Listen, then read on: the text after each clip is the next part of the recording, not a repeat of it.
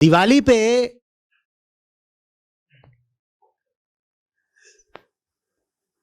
या तो कोई ऐसा हो जो तुम्हें काजू की बर्फी देने आए, और कोई ऐसा होगा जो तुम्हें राम देने आएगा।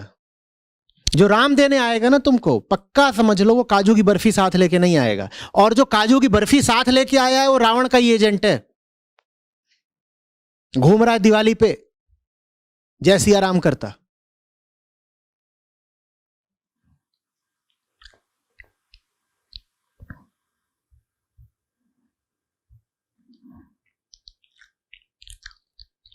रामचंद्र का वृत्त हिंदुस्तान को बहुत पसंद रहा है ना। उन्होंने क्या चुना था? देह का सुख? बोलो।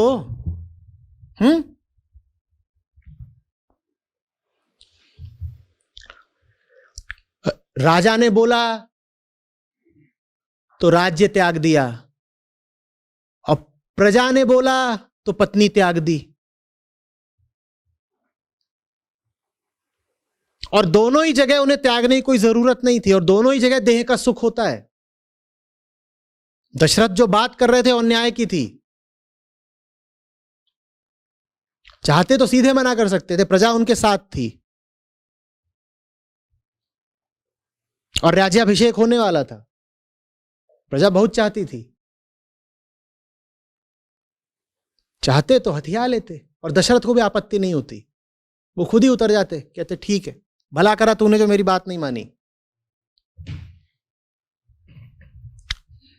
इसी तरह से एक साधारण व्यक्ति प्रजा का कपड़े धोने का काम करता था, उसने कुछ बोल दिया, कोई जरूरत तो नहीं थी कि कहते कि सीता तुम जंगल जाओ, कोई जरूरत नहीं थी। प्रेम था सीता से, सीता वैसे ही 14 साल स्वेच्छा से उनके साथ जंगल में रह के आई थी, और गर्भ से थी, कोई जरूरत नहीं थी कि सीता जंगल जाओ। तो दिवाली मुझे बताओ, राम की अगर घर वापसी का त्योहार है तो क्या शारीरिक सुख का त्योहार हो सकता है? जिन राम ने खुद कभी शारीरिक सुख को प्रधानता नहीं दी, उनकी दिवाली पर आप काजू की बर्फी बांट रहे हो। दिवाली तपस्या का त्योहार होना चाहिए या बर्फी जलेबी का? बोलो। पर तपस्या तो कोई करता नजर नहीं आता। यहां दुकानों में भीड़ लगी हुई है, शॉपिंग मॉल से मार पिटाई चल रही है, ये राम के स्वागत की तैयारी हो रही है शॉपिंग मॉल जा जाके।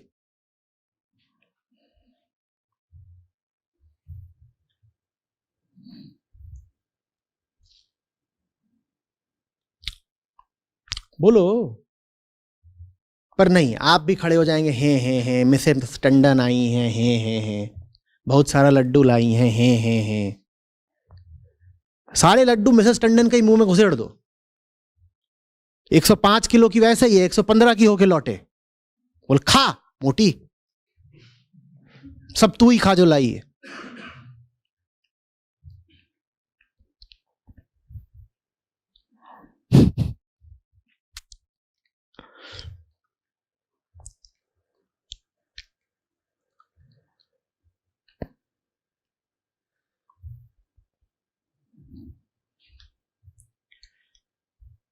यही कर लिया करो कि दिवाली से 2 हफ्ते पहले जंगल चले जाओ और कहो वो 14 साल रह सकते थे, हम 14 दिन तो रह लें, और फिर जिस दिन वो लौटे थे अयोध्या उसी दिन हम भी लौटेंगे घर अपने।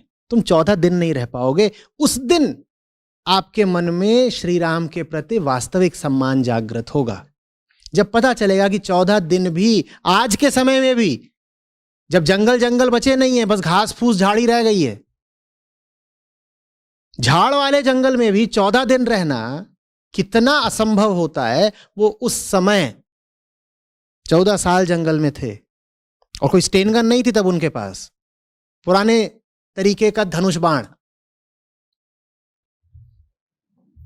कैसे जिए होंगे? अभी तो बहुत गौरवशाली गाथा कि ऐसा कर दिया वैसा कर दिया, फौज बना दी, ये करा वो करा, शबरी मिल गई, अहिल्या को जीवन दे दिया, सूर्पनखा की नाक काट ली, इतने सारे राक्षस मार दिए। पूछो तो कैसे? तुम्हारे सामने तो अगर जंगल में सियार भी आ जाए,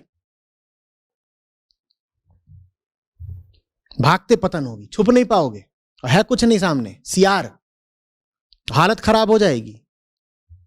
और तब कहां से वो जंगल में रक्षा कर पाए होंगे? सोचो तो।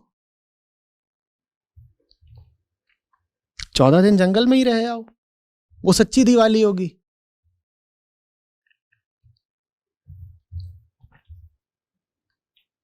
और जंगल से मेरा मतलब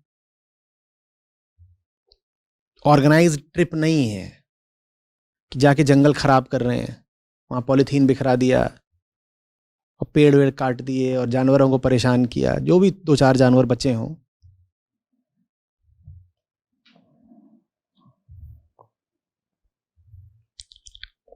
कुछ समझ में आ रही है बात? हमारा पूरा जीवन ही दैहिक सुख के इर्द गिर्द घूम रहा है। मन के सुख को, जिसको आनंद कहते हैं, शरीर का सुख कहलाता है सुख, और मन का जो वास्तविक सुख होता है उसको कहते हैं आनंद। आनंद के प्रति हमने कोई मूल्य रखा ही नहीं है, कुछ नहीं। और उसका सबसे बड़ा प्रमाण हमारे क्या है? त्योहार। देख लो ना, हर त्योहार किसी ऐसे की याद में होता है जिसका जीवन जीने लायक था, जिसका जीवन ऐसा था कि उसका ठीक से देख लो तो जी साफ हो जाए, है ना? हर त्योहार किसी ऐसे की याद में होता है। और फिर देखोगे आप त्योहार पे जो कुछ कर रहे हो वो क्या उस महापुरुष के जीवन से जरा भी मेल खाता है जिसकी याद में त्योहार बना रहे हो? कोई मेल ही नहीं मिलेगा।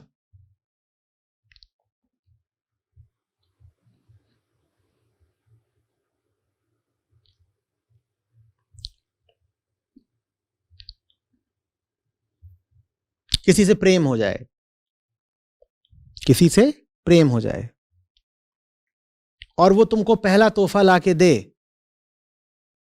परफ्यूम, पलक झपकते गायब हो जाना, क्योंकि इस व्यक्ति का पूरा सरोकार किससे है? तुम्हारी देह से, और देह की खुशबू या बदबू से। ये आदमी खतरनाक है तुम्हारे लिए। ये तुम्हें देह का सुख ही देना चाहता है, देह का सुख दे रहा है और देह का सुख मांगेगा। मन कैसा है तुम्हारा, इससे इसको कोई मतलब नहीं।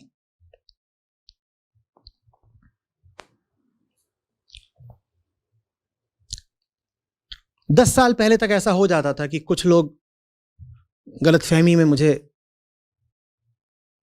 शादी ब्याह या जन्मदिन इत्यादि पे बुला लेते थे। पिछले 1 दशक में तो किसी ने ऐसी जरूरत करी नहीं है, लेकिन पहले कर लेते थे।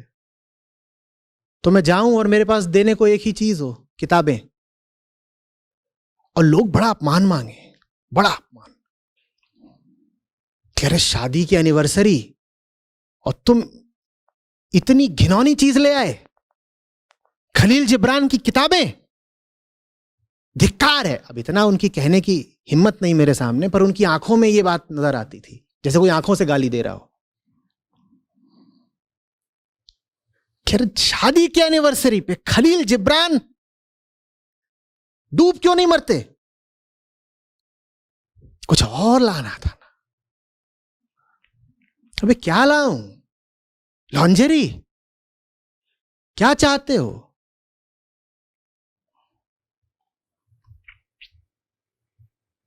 फिर उन्हें समझ में आ गया धीरे धीरे कि आदमी ऐसा ही है, ये किताबें लाएगा और इस तरह की बकवास करेगा, ये साजिश करके आता है, इसे हमारी खुशियां बर्दाश्त नहीं होती, यहां के अनाप शनाप बोला करता है, शादियों में आकर के ये मौत के भजन सुनाना शुरू कर देता है।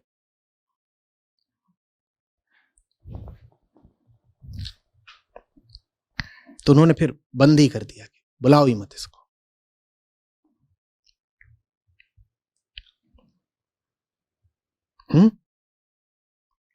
बहुत आसान होता है जीवन में धोखे से बचकर रहना, अगर आपके मूलभूत आधार, बेसिक फिलॉसफी सही हो। आप तुरंत समझ जाओगे, तुरंत।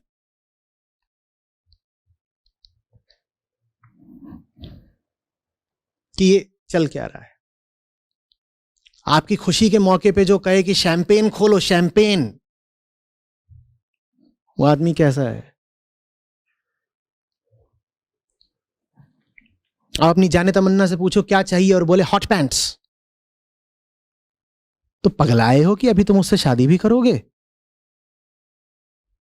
अभी ब्रेकअप,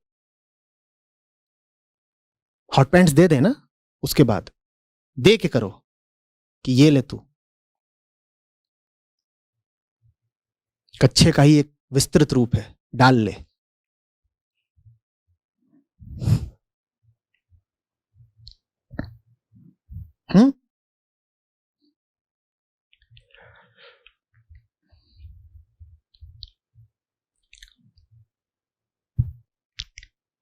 आसान है ना ये सब चीजें पकड़ लेना कि नहीं है?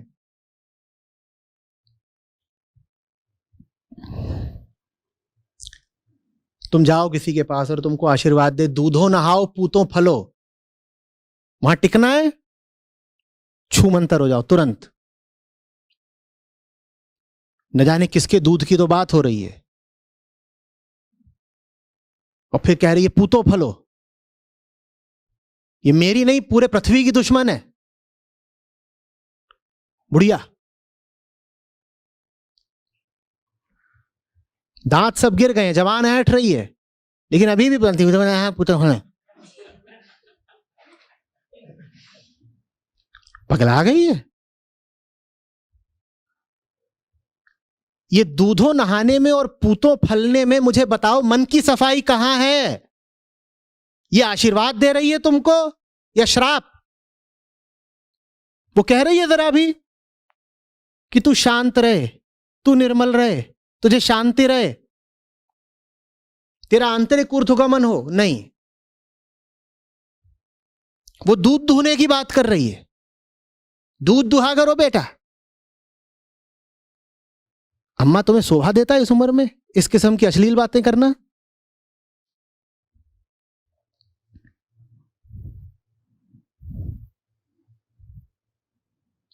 किसी ने तुम्हें आशीर्वाद दिया आज तक शांत रहो?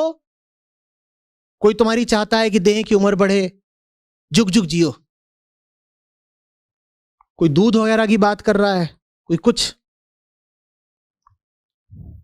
मन की सफाई उसकी बात कौन करेगा? नहीं करेंगे वो, क्योंकि उन्हें कुछ भी सूक्ष्म पता ही नहीं है। वो स्थूल के खिलाड़ी हैं। वो तुमको चेतना जानते ही नहीं है। वो मानते ही नहीं कि तुम मूलभूत रूप से चेतना हो। उनके हिसाब से तुम हाड़ मास हो बस।